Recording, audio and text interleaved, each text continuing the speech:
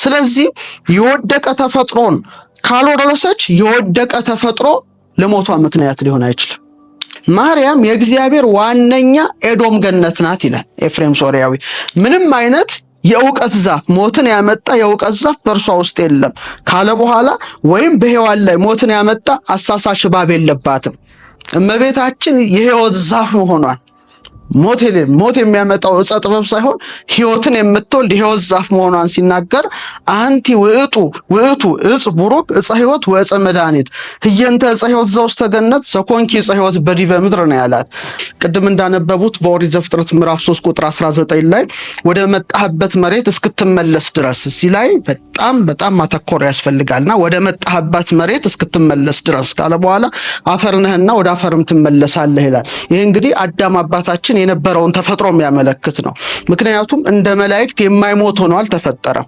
አራቱ ባህሪያተ ሥጋ አለው፣ እሳት፣ ውሃ፣ ነፋስ፣ መሬት አለው። የማትሞት ለባዊት፣ ነባቢት፣ ሕያዊት ነፍስ አለችው። ስለዚህ መዋቲና ኢመዋቲ ከሆነ አካል የተሰራ ፍጡር መሆኑን እናውቃለን፣ እንረዳለን። እንግዲህ ሞት የሚለውን ትርጉም በኋላ ላይ ይሄ ምንድን ነው የሚለውን እናብራራለን። ስለዚህ የተከለከለውን የዛፍ ፍሬ ከበላ በኋላ ይሄ ትእዛዝ ተፈጻሚ ሆኗል ማለት ነው። ስለዚህ በሞቱ ሞትን ከገደለው ከሁለተኛው አዳም ከክርስቶስ በፊት ሞት ሁለት ትርጉም አለው። አንድ መንፈሳዊ ቅጣት፣ ሁለት አካላዊ ቅጣት ሆኖ ተገልጿል። መንፈሳዊ ሞት ስንል ከጸጋ እግዚአብሔር መራቆት ማለት ነው። ሩቅም ጸጋ እግዚአብሔር፣ ከጸጋ እግዚአብሔር ባዶ መሆን መራቆት በሰው ልጆች ላይ ደርሷል። ይሄ አንደኛው ነው። ሁለተኛው አካላዊ ሞት ነው። አካላዊ ሞት ነፍስ ከስጋ በጻዕረ ሞት መለየት፣ ቀጥሎ ደግሞ የሰውነት መበስበስ ወይም ሙስና የምንለው ነገር ነው። ሶስተኛው ደግሞ ሲኦል ነው። ከክርስቶስ በፊት የነበሩት ሰዎች የተያዙት ሁሉ በሙታን ማደሪያ በሲኦል እንጂ ገነት አልገቡም። ቅዱስ ጳውሎስ ወባህቱ ኮነኖሙ ሞት እምአዳም እስከ ሙሴ ለእለሂ አበሱ ወለእለሂ ያበሱ በእንተ ይእቲ ኃጢአቱ ለአዳም፣ የበደሉትንም ያልበደሉትንም ሞት ገዛቸው እንዳለ። ስለዚህ አካላዊ ሞት ነበረ፣ መንፈሳዊ ሞት ነበረ። እንደገና እነዚህ ሙታን የሚያድሩበት ደግሞ መካነ ነፍሳት ወይም ሲኦል ነበረ። እነዚህ ሶስቱ ትልቁም ነገር አላቸው እና ፎለን ኔቸር ራሱ ስንል ምንድን ነው? ድቀተ ባህሪ ስንል ቢንግ ቦርን ዊዝ ኦሪጂናል ሲን ኤንድ ሰፓሬትድ ፍሮም ጋድ ግሬስስ ነው የቴዎሎጂ ትርጉም። ከጸጋ እግዚአብሔር መራቆት ሲሆን የውድቀቱ በጣም ፈጣን ውጤቶችን እንመልከት። መጀመሪያ አዳም የተከለከለውን ዛፍ በላ። ሲበላ ፈጣን ውጤት መጥቷል። ለምሳሌ ፈጣን ያልሆነና ፈጣን የሆነ ብለን እንመልከት። ለምሳሌ በበላ ቀን ሞትን ትሞታለህ ብሎታል። ወዲያው ግን የአዳም ነፍስና ስጋ አልተለየም፣ ጸጋው ግን ተገፏል። ስለዚህ ፈጣን ውጤቶችን ማየት ያስፈልጋል። ፈጣን ውጤቶች ምንድነው? በዚያን ጊዜ የሁለቱም አይኖች ተከፈቱ፣ ራቁታቸውንም እንደሆኑ አዩ ይላል። በጣም ወሳኝ ጉዳይ ነው። ስለዚህ ራቁታቸው እንደሆኑ አዩ ማለት ከጸጋ እግዚአብሔር ተራቆቱ ማለት ነው። ከጸጋ እግዚአብሔር መራቆት ማለት መገፈፍ፣ ባዶነትን ያመለክታል።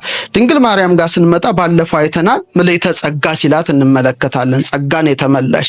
ስለዚህ እሷን በተመለከተ ይህን ጉዳይ ልናነሳው አንችልም። ሁለተኛ ሀፍረት፣ ፍርሃት፣ የኃጢአት ዝንባሌ በሊቃውንቱ ጽነት የሚባለው ነገር ገባ። እባቡም ተረገመ፣ አዳምና ሔዋንም ተረግመዋል። ይሄ በጣም ወሳኝ ነገር ነው። ስለዚህ ሐዋርያው ቅዱስ ጳውሎስ በኤፌሶን መልእክቱ ምዕራፍ 2 ቁጥር 3 ላይ እንደ ሌሎቹም ደግሞ ከፍጥረታችን የቁጣ ልጆች ነበርን ይላል። ይሄ እኮ የበደል ጉዳይ ነው። የቁጣ ልጆች ነበርን ይላል። ወላዲተ አምላክ ጋር ስንመጣ ግን እግዚአብሔር ምስሌኪ ነው የተባለችው። ሰው ከእግዚአብሔር በተለየበት ሰዓት እግዚአብሔር ከሷ ስላልተለየ እግዚአብሔር ምስሌኪ ያላት እንጂ እግዚአብሔር ወደፊት ካንቺ ጋር ይሆናልም አላለም። ሲወለድ አማኑኤል ተባለ፣ ዘበትርጓሚው እግዚአብሔር ምስሌነ፣ እግዚአብሔር ከኛ ጋር ሆነ። ስለዚህ በመንፈሳዊ ነገር ተዳከሙ፣ ጽነት ገባ ማለት ነው። ምድር ላይ ጽነት ገባ። ስለዚህ የወደቀ ተፈጥሮ ስንል በመንፈስ መዳከም፣ ወደ ኃጢአት ማዘንበል፣ ጽነትንም የሚወክል ነገር እንደሆነ እናውቃለን፣ እንረዳለን። አሁን ያነሱት ጥያቄ በጣም ወሳኝ ነገር ነው። በሟችነትና በድቀተ ባህሪ ያለው ግንኙነትና ልዩነትን ማየት ያስፈልጋል። እንግዲህ ያው ነገረ መለኮት ነው እየተወያየን ያለ ነው። እንግዲህ ሟችነትና የወደቀ ተፈጥሮ እርስ በርስ የተያያዙ ናቸው፣ ነገር ግን ደግሞ አንድ አይደሉም። ለምሳሌ ወንድና ሴት እኩል ናቸው ማለት አንድ ናቸው ማለት አይደለም፣ በተፈጥሮ እንደሚለያዩ። በተመሳሳይ መልኩ ሟችነትና የወደቀ ተፈጥሮ በነገረ መለኮት ትምህርት እርስ በርስ የተያዙ ሲሆኑ አንድ ግን አይደሉም። እስቲ ይህንን በዝርዝር እንመልከት። አንደኛ ዘፍጥረት 3:19 ላይ ወደ መጣህባት መሬት እስክትመለስ ድረስ ይላል። አዳም የመጣባት መሬት ነበረች ማለት ነው። ቀጥሎ አፈር ነህና ወደ አፈር ትመለሳለህ ይላል። ጥንቱኑ አፈር እንደነበር ያስረዳል። ስለዚህ ወደ አፈር መግባት ወይም ሟሽነት የሚያመለክተው አካለ ስጋን ብቻ ነው። አካለ ስጋን ብቻ ነው። መቼም ነፍስ በመቃብር ውስጥ አትፈርስም፣ አትበሰብስም። ምክንያቱም ሕያዊት ናት። የሰው ተፈጥሮ ግን ስጋና ነፍስ ነው። ዝም ብሎ ስጋ ብቻ አይደለም፣ ነፍስ ብቻ አይደለም። ስጋም ነፍስም የተዋሃደበት ከአራቱ ባህሪያተ ስጋና ከአምስተኛ ባህሪየ ነፍስ የተገነባ ፍጡር ነው።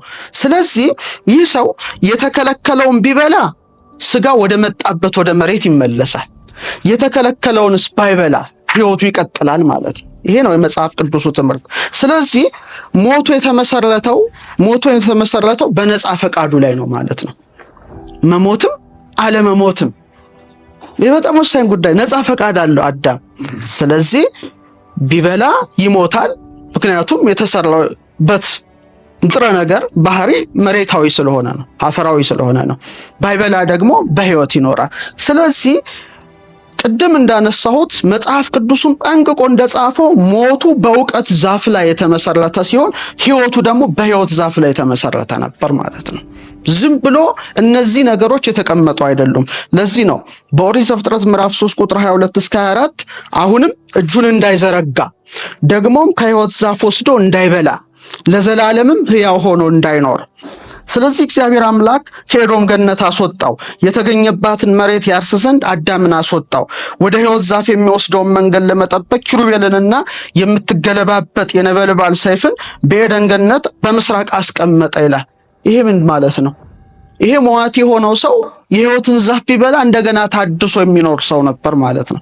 ስለዚህ ተመልሶ በልቶ ሕይወት እንዳያገኝ አስወጥቶ እንደገና በኪሩቤልና በሱራፌል ሰይፍ የሕይወትን ዛፍ መንገድ እንዳስጠበቀ ነው መጽሐፍ ቅዱስ በትክክል የሚያስቀምጠው። ስለዚህ የኢትዮጵያ ኦርቶዶክስ ተዋሕዶ ቤተክርስቲያን መተርጉማን ጥንቁቆች ነበሩ። ይህንም በደንብ በአግባቡ በውዳሴ ማርያም ትርጓሜ ላይ አስቀምጠዋል። በገነት 3 እጽዋት አሉ። እጽዋት ውስጥ ብዙ ናቸው፣ ምክንያት ያላቸው መናገር ነው ካሉ በኋላ አንዱ ዕፀ በለስ ነው፣ አንዱ ዕፀ ገነት አጠቃላይ ገነት እጽዋት ናቸው፣ ሁለተኛው ዕፀ ሕይወት ነው።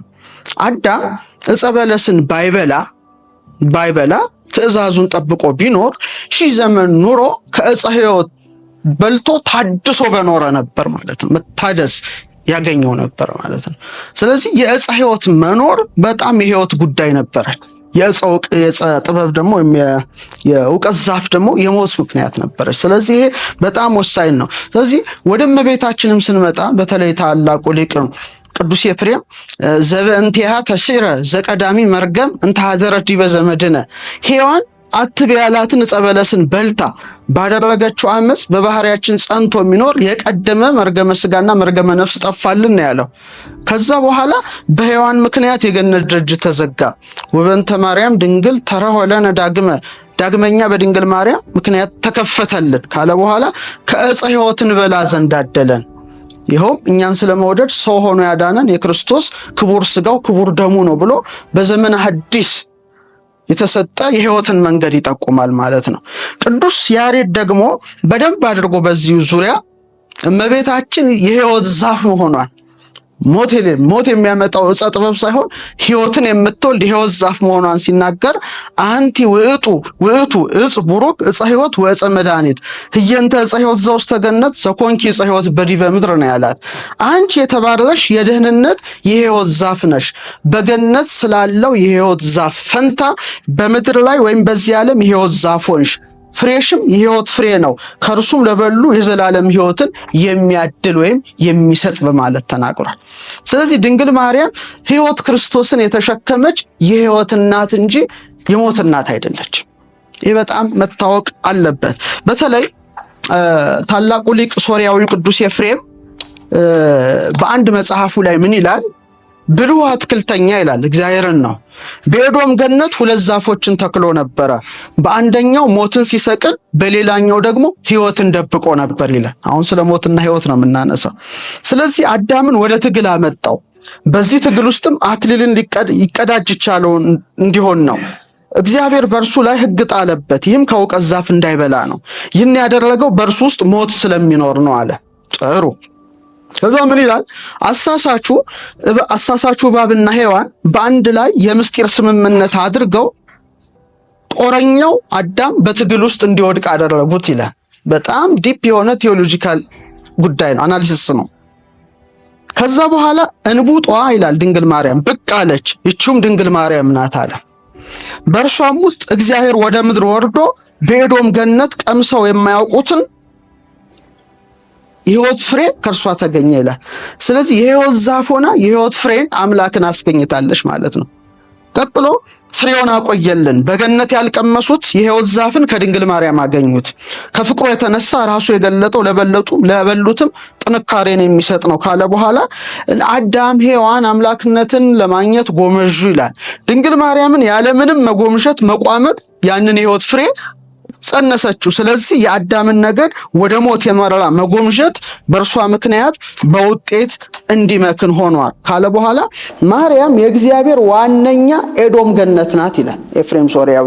ምንም አይነት የእውቀት ዛፍ ሞትን ያመጣ የእውቀት ዛፍ በእርሷ ውስጥ የለም ካለ በኋላ ወይም በሔዋን ላይ ሞትን ያመጣ አሳሳች እባብ የለባትም።